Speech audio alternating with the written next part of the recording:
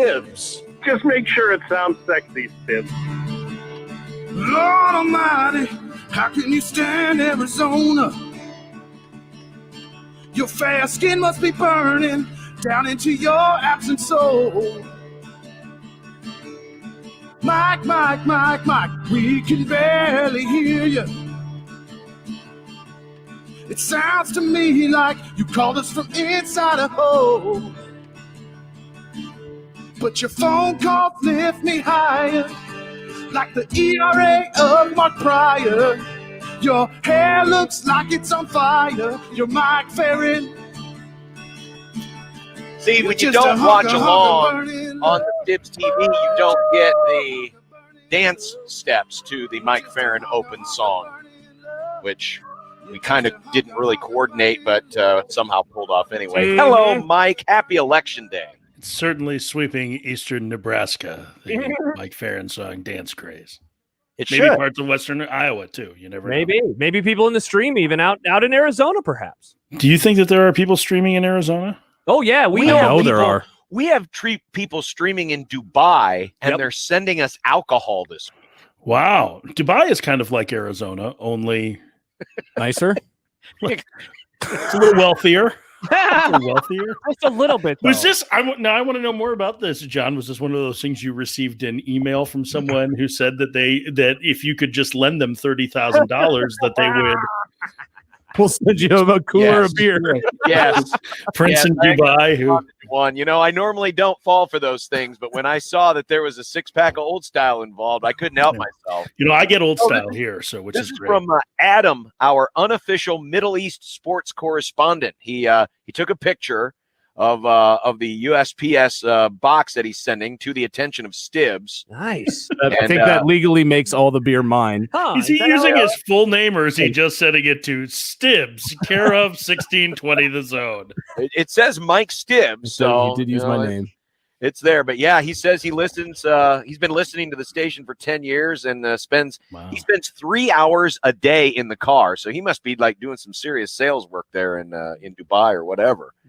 But yeah, very cool. So we're expecting that sometime later this week. Very cool. Very legal. Well, not very legal, but very cool nonetheless. No. We don't need that. Nobody's listening anyway. So it's except in Dubai. So you don't have to worry about the legal. Exactly. So here we are. This is our final regular visit. We move in. Yeah, I know. He's very heartbroken about this. Real fast, the best season of interviews ever, Mike, because you were only on your phone like 2 times the whole I know. That's great. I mean, we actually were able to keep connections for the most part. It was awesome. And then last week, you had to start a new streak with the Safe Light guy. I assume your windshield's fine. Oh yeah, how'd that go? It turned out great. Yeah, everything was fine. You can see out of it. I can see out of it. Yes, absolutely. That's important. Big improvement. Man, there's just so much in terms of the offseason. Obviously, what's going to happen with the start of the season with COVID. You had all of the changes to, the universal DH, the playoff structure, all this stuff. I assume that COVID pretty much dictates everything as far as how this offseason goes. But are there non-COVID attached offseason stories that's going to be a priority this fall?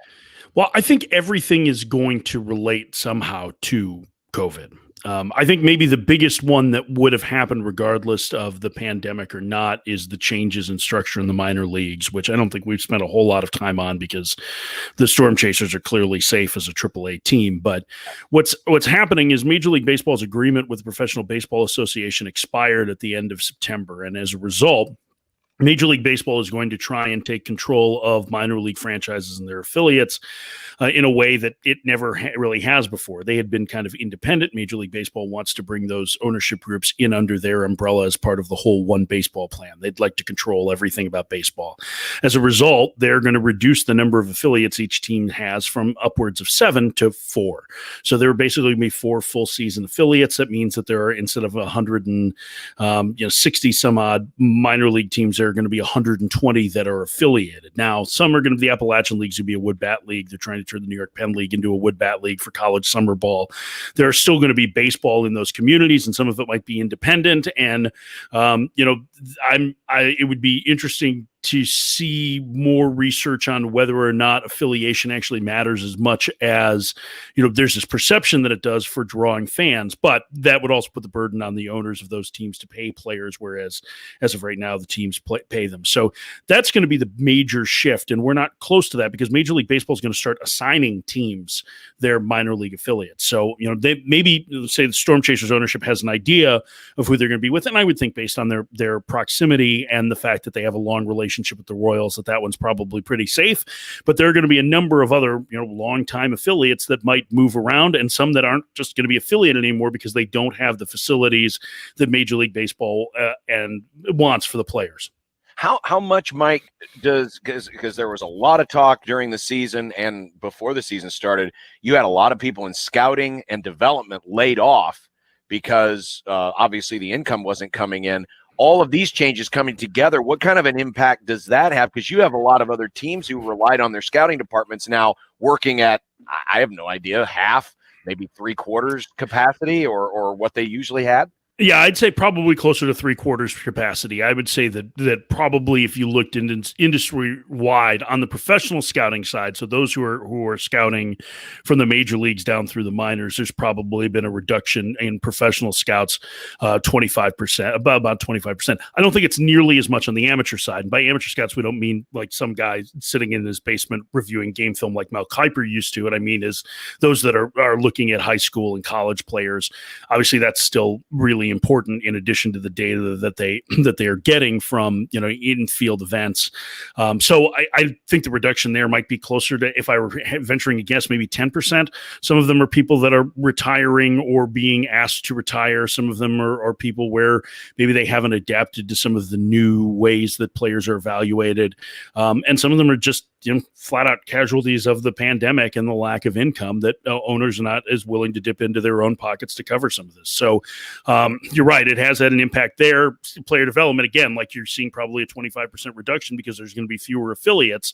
And so you're starting to see that across the board. And that really has, those contracts expired for people employed on the baseball side on October 31st. And since that time, we've seen a number of people lose their job, but it goes beyond that. Ticket sales, social media crews, PR staffs, they've all had either furloughs or terminations. And it's been pretty dire. Mike, I saw Evan Drellich of The Athletic. One of the things he wrote about previewing the offseason was this winter could introduce kerosene to an already combustible environment. And he mentions revenue sharing. Like, what do you think that is going to mean? He says nothing has officially been decided, but it appears likely that local revenue sharing among clubs will be eliminated for a second straight year. Like, what is that going to lead to? Well, so just to explain what that is, in baseball, obviously it's local television contracts versus national in the NFL, where everybody gets the same amount of the pie. Yeah. All 30 teams get the same amount of the national television revenue pie, but the local ones have significant differences. And one of the big things that Bud Selig was able to do was to get everybody on the same page when it came to sharing revenue. So the biggest market teams share with the smallest market ones. To create a better playing field, or a more even playing field, at least in terms of being able to pay players. It hasn't always worked out that way. Sometimes that money has been invested in infrastructure, or there needed to be grievances filed over whether or not they've actually spent that money on payroll. But for the most part, it's a pretty important part for the bottom, I would say, especially for the bottom 10 teams in terms of revenue and whether or not they're able to stay afloat. And I think the loss of revenue sharing, because it's likely being tied to the fact that there are going to be, whenever we get started next year, I don't think we're going to be at full capacity. It would be a limited amount of fans in the stands, is likely tied to that. And that's where I think part of the issue comes from, because it's going to discourage, as a result, teams from being able to spend money on free agents, even at the lower end. They may not have the money to be able to compete or feel they need to compete. And that's going to impact the players and free agents. And that's where I think the concern is, that that's a powder keg potentially between the two sides. But there's a lot going on, and the collective bargaining agreement expires at the end of the 2021 season. So there are a lot of issues that are at play for Major League Baseball and the players over the course of the next 2 years to try and get this right, because it does feel a little bit like there is, a needle that's decent size, but that they're still going to need to thread it. And I'm not sure that there's a whole lot of common ground as of yet over what they want the sport to look like going forward. And that, I think, is something that they need to figure out. Major League Baseball under Rob Manfred's management has been really good at coming up with lots of ideas that they like to spitball out, but very rarely have they been, in my opinion, have they been very structured in their approach of what they would like to tackle and where their priority list lies. And I'd like to see that change. I'd like to see a change on the part of the Players Association too, because I think that's when you start to be able to make up real ground. Do things like expanded playoffs, universal DH, 7-inning doubleheaders, some of the gimmicky changes that needed to be made this season. Do any of those carry over? Do all of those carry over? So the DH needs to be collectively bargained. The expanded playoffs needs to be collectively bargained. I'm not sure that the rule change for extra innings needs to be. I think that might be something that has the best chance of carrying over. The 7-inning doubleheaders needs to be bargained as well. So it's going to depend on, I think, on the stomach, whether or not the players liked some of those changes. I think the universal DH, if it goes away for a year, is going to come back in the next CBA most likely anyway. The expanded playoffs are likely to be a part of the new CBA, even if they're not next year, although it won't be 8 teams from each league, I don't think. I mean, even the commissioner says that he thinks that's too many. 7 is fine, but 8 is too much. So... Yeah, I know. So anyway, so I think that those are things that are certainly going to be discussed. But I mean, as of right now, I mean, the 3-batter minimum was going to come in regardless. So that'll stay. But those other things are going to need to be bargained and will come up to discussions for the most part. And we'll see whether or not any of them do. And, really, I think everybody would like to see them get a long-term CBA done now. But the problem is that to your point earlier, John, like, everybody is at the mercy of this virus. And, everything that comes up in the next several months is going to be, how do we, basically, how do we get prepared to scramble to get a season off the ground, knowing that we're probably not until, July, third quarter before a vaccine would be readily available throughout the country? I think that's kind of the biggest concern. Mike, if we got to a game 7 last week, when do you think that this thing would have been played? With Justin Turner and everything, like, would we have had it tonight? Would it have been at the end of this week, even into next week? You think what would have baseball done? Man, they don't know. So I can't even venture a guess. I mean, I think based on the fact that we've seen a couple of incidents where a player had tested positive, specifically with Oakland, that happened. They canceled the series or postponed a series and then came back.